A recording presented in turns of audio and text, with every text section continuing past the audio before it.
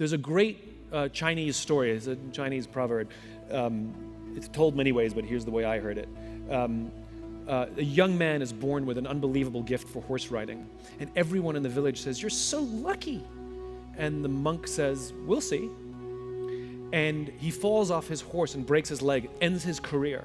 And everyone in the village says, "You're so unlucky." And the monk says, "We'll see." And then war breaks out, and all the young men are sent off to battle, but he can't go because of his busted leg. And everyone in the village says, "You're so lucky." And the monk says, "We'll see." And the point is, good, bad, I don't know what those things are. We perceive things as good or bad because of the lens we're looking through. And what I have learned about my own life and my own career is that every strength that I have has liability, and every weakness that I have, there is hidden opportunity, right? So for example, self-confidence, really important, gotta have self-confidence, right? The liability of self-confidence is sometimes you come across a little cocky. Liability. You have to manage that. It's called humility. We like humility because what it means is I don't believe my own press, right? That's what humility is. I have these strengths and I acknowledge those strengths. I understand I have to manage them for fear that they will actually become liabilities. But the opposite is also true. So I'm disorganized, right? I'm not organized, which huge liability. You know, somebody says, "We got to do business with you." They give me their business card. I'll lose it.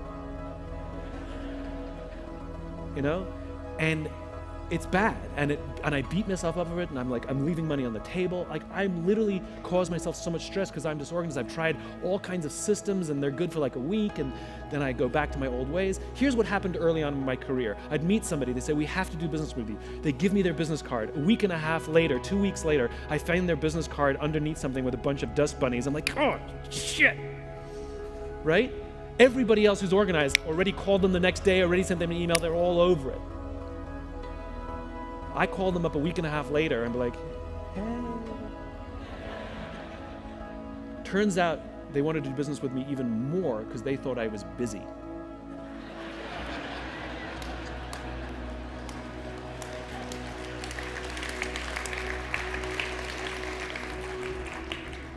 Good, bad, I don't know.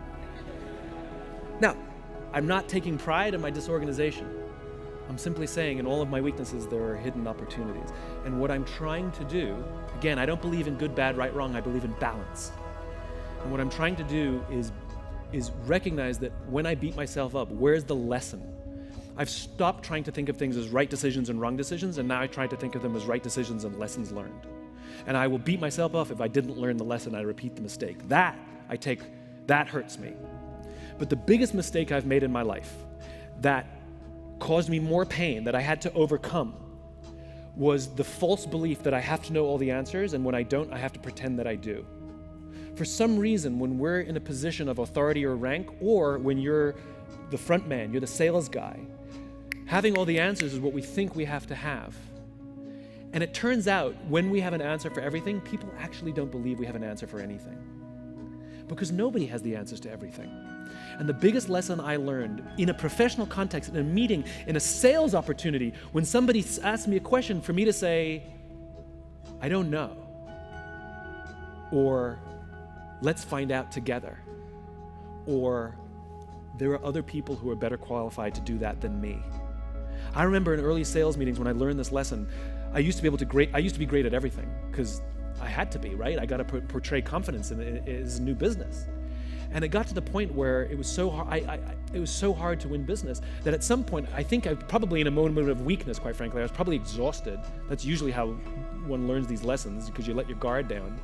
In a meeting, somebody said, "We want you to do this, this, and that." I'm looking at tons of money on the table, and I said, "I'm really good at that. I'll do that. I'm okay at that. That I really strongly recommend you hire somebody else because I suck at that. I'll work with them, but I won't do it." The fact that I said that, they wanted to hire me to do everything even more because they've never had anybody that honest.